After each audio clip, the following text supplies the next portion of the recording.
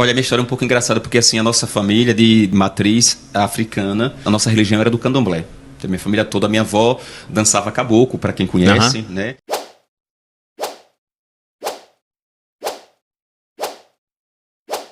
Eu me chamo Padre Rutberg, conhecido como Padre Gugu. Sou natural do povoado de São João, Conceição do Coité. Fica bem próximo aqui de Valente. 20 minutos eu estou em casa, né? É pertinho. Ele está aqui, bem pertinho de todo mundo.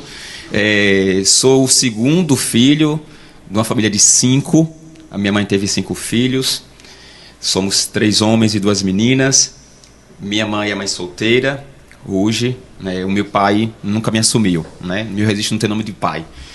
Mas eu tive um padrasto que me ajudou muito, que me educou e que ele já faleceu também.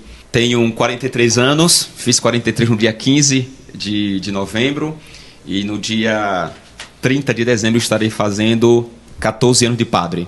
Então, sou eu, Padre Gugu, conhecido. Se você chegar no São João e perguntar quem é Rutberg, ninguém vai dizer. Mas se perguntar quem é Gugu, todo mundo sabe que é bem conhecido, né? Também é o único padre do povoado também, né?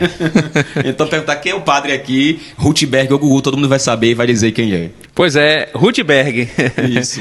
E quando despertou em você o interesse de seguir a fé, assim, não, agora eu vou estudar, eu quero ser padre. Quando começou? Quantos anos mais ou menos? Você se lembra? Olha, a minha história é um pouco engraçada, porque assim, a nossa família de matriz africana, a nossa religião era do candomblé. Então, minha família toda, minha avó dançava caboclo, para quem conhece, né? E minha mãe, e inclusive fui até iniciado. Na minha cabeça eu nunca tinha pensado em ser padre, por conta desse caminho. Eu fui educado no candomblé e quem é do candomblé pode transitar também na religião católica, né? Sim. Porque tinha as missas do Padre São João Batista, a missa de final de ano, e nós participávamos. E certa vez eu estava na rua, brincando com os meus amigos, eu tinha meus 16, 17 anos, e estava acontecendo no São João um encontro de jovens, que era coordenado pelo meu primo Everaldo. E estava acontecendo a formação e eu parei na porta da igreja sem camisa, só de bermuda, descalço, bem moleque como era na nossa região. E o meu primo disse, entra. Aí eu fui em casa, coloquei uma blusa e voltei. E eu acredito que aquele momento foi o momento em que eu comecei a caminhar na igreja católica, porque não tinha... Despertou. Isso, justamente, um despertar.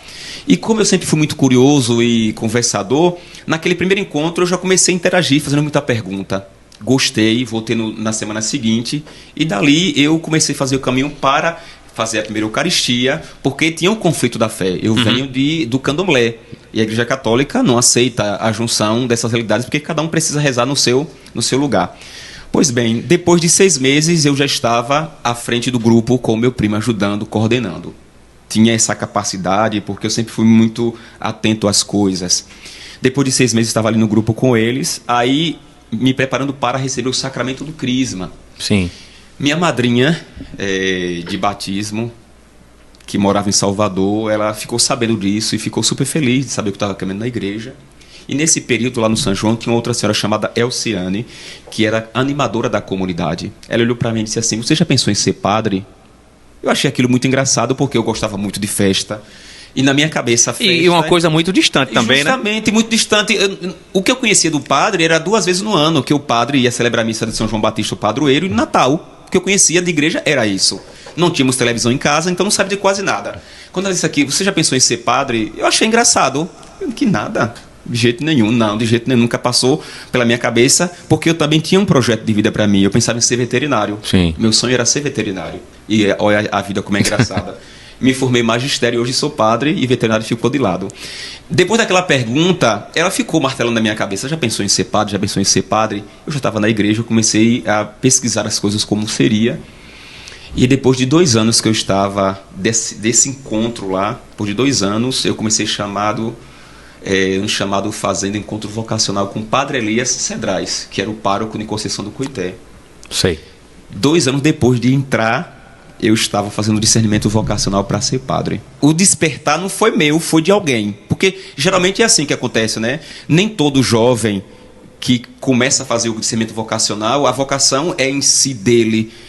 Alguém diz, alguém vê que existe em nós um traço, percebe, né? Percebe que temos essa capacidade ou esse dom para a vocação.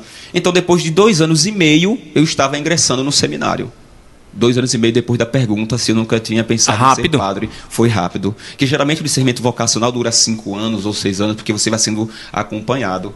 E depois daquilo a gente começou a fazer o caminho e, como eu disse anteriormente, como eu sempre fui um jovem muito curioso, eu sempre fui conversador, isso me ajudou muito nesse caminho vocacional também. Na verdade, ela percebeu em você, né, que você tinha essa vocação, né? Então, acabou estimulando, né? Estimulando, porque, como você falou, foi tudo muito rápido, né? Tinha outra coisa que era interessante em mim, que lá no Povoado de São João, eu sempre fui muito entrosado com todo mundo, sabe? Conversador. Eu era festeiro, eu gostava muito de festa. Tanto é verdade que os amigos às vezes iam pra festa e a mãe dizia, Gugu, vai, volta aqui horas. Então, porque tinha isso, não bebia, não fumava, não era namorador porque era feio. Hoje eu tô melhorzinho, porque depois de padre as coisas melhoram um pouco com a gente. Não, todo mundo era feio.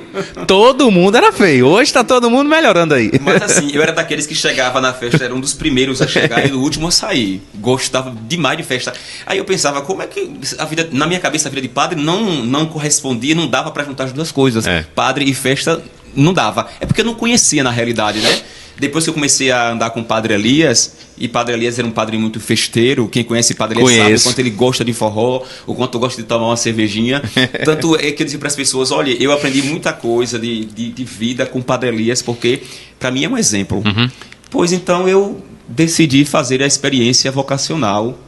Em 2003 eu comecei a estudar em Conceição do Coité, no Polivalente, que eu tinha que fazer magistério.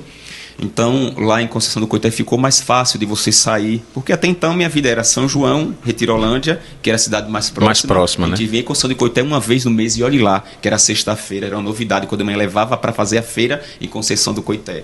E depois comecei a fazer encontros vocacionais em Feira de Santana, em Salvador.